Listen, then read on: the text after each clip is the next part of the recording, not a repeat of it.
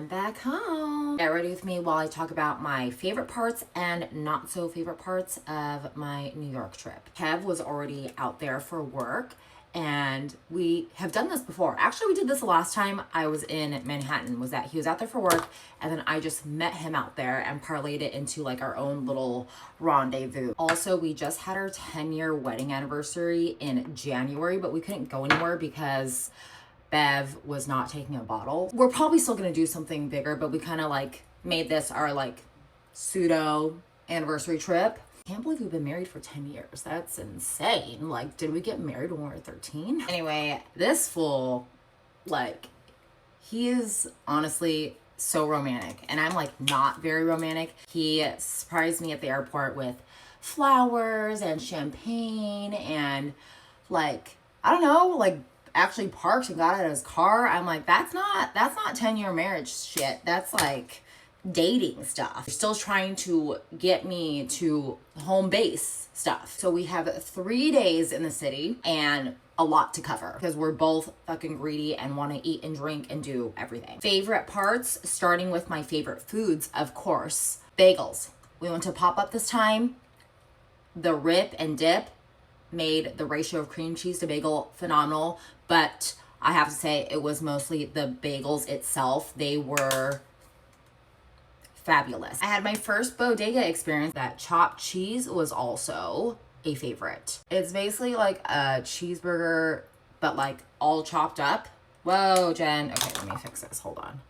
The cheese was all melty and I love the roll that they put it on. Like, I wish I had time to get also like a bacon, egg, and cheese from the bodega, but I didn't. Pizza is an obvious one.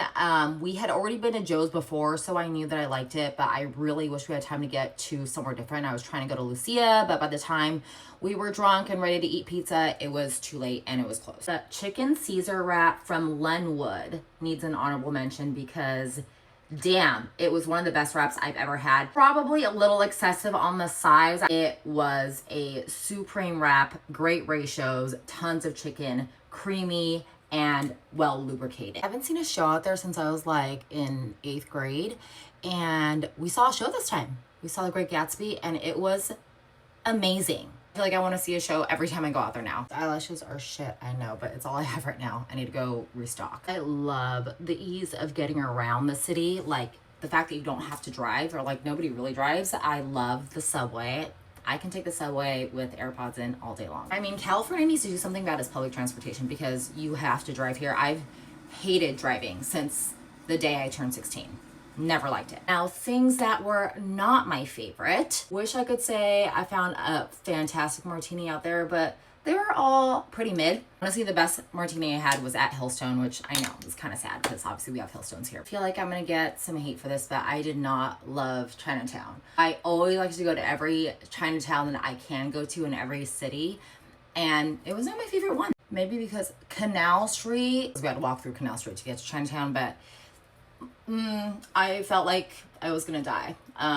Did not enjoy the experience. It gave me so much anxiety. Of course, it was raining the whole time I was there, so it just added, like, I was overstimulated for sure. Like, people in my face and just people touching. The hot dog I got, not great. I went to just like a regular street vendor by the flagship Bloomingdale's, and it wasn't awful.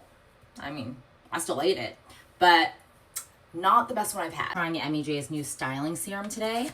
Magnolia's banana pudding was amazing, but Kev got a cupcake, which I heard was amazing, and I thought the cupcake was just okay. Definitely go again for the banana pudding, but mid on the cupcake. Last thing is probably such a silly complaint because this applies to a lot of states that aren't California. The fact that you can only get alcohol at certain stores or certain times of the day, it really messes us Californians up because it's not like that out here. You can get booze anywhere. But overall, I still feel like it is a top tier city.